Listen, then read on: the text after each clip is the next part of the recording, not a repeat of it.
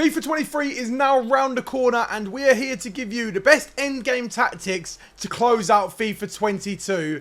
And we are joined today by FUTWIZ pro player, FUTWIZ NIKSNEB, and he's going to show us the best tactics you can be using right now. So the best endgame tactics, what we're going to be going through today is the 4-3-2-1. It's a formation which tons and tons of pros and casuals use throughout their games and in qualifiers as well. And Mr. NIKSNEB is here to join us. NIKSNEB, how are we doing today, mate? I'm all good, mate. How are you?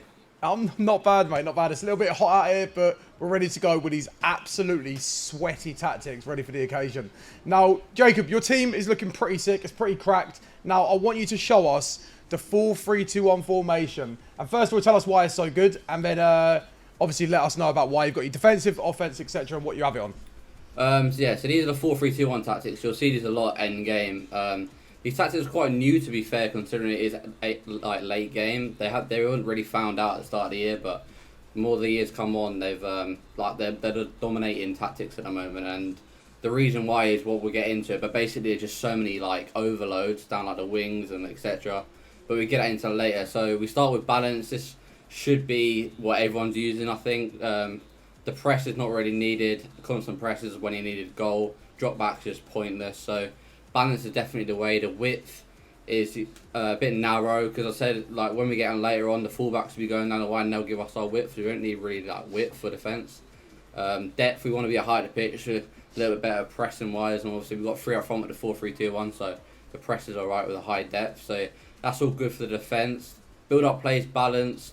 That should be the same as well. Slow build up and fast build up haven't really been working this year. Long ball is for like through balls, and I feel like the through balls this year are as good as you don't really need them. So we'll stick with balance. Direct passing is what everyone should be using. If you don't use this, then I don't know what you're doing. You need to be using this. This is like the most broken tactic.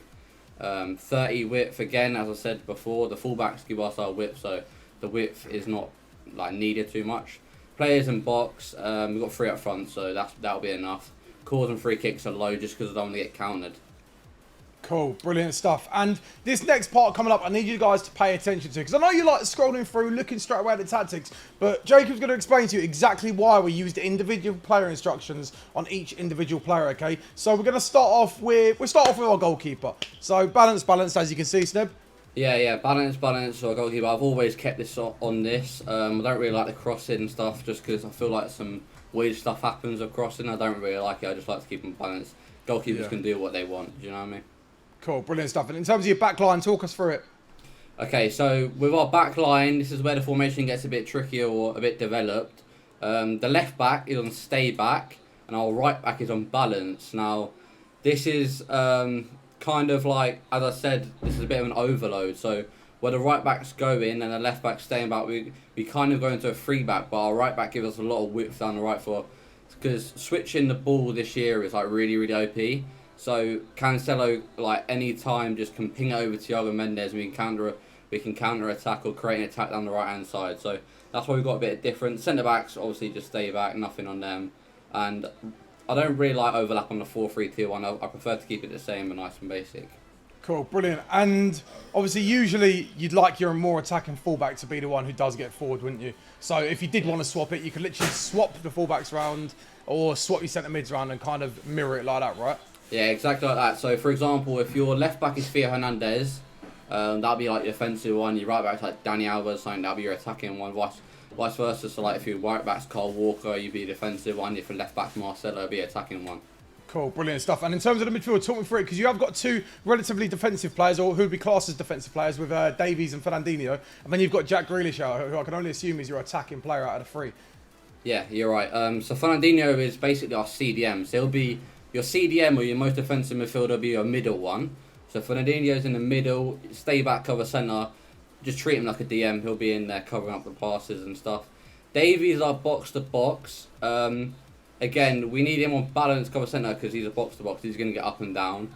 We need him on cover centre. It depends which way your formation's going. So like I said last time, if your left back's going forward, your right back's going forward. But your right centre mid, because my right back is going forward, I need my right centre mid to be on box to box. And then that gives like Jack Grealish to kind of do whatever he wants. He's on balance cover wing. He's obviously got Cancelo staying back for him, so he can kind of get up the field and create chances. Yeah, brilliant stuff. And in terms of the front three, talk me through it. What's the crack here? I see you got Sergio Ramos at left wing. Yeah. So this is me having a bit of fun, but Ramos can do it perfectly. So because our right back's going forward, we can cross it back post, and Ramos is really, really good in the air, so he can win flick-ons or just like shooting from the back post with a header. So Ramos our left forward. You got to stay central on him, and that's all. Yeah. So he's our left forward. Our right forward is Adama.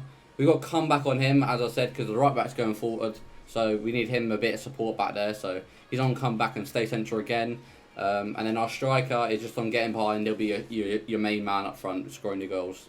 Cool, brilliant stuff. And last but not least, obviously, the main thing about the 4-3-2-1 formation, obviously, you can have all these instructions and everything, but if you don't play to the philosophy of the 4-3-2-1, obviously you can fail as well. So it's all about the extra pass, isn't it? You have so many options with this formation that the extra pass is just going to open up all the time, right?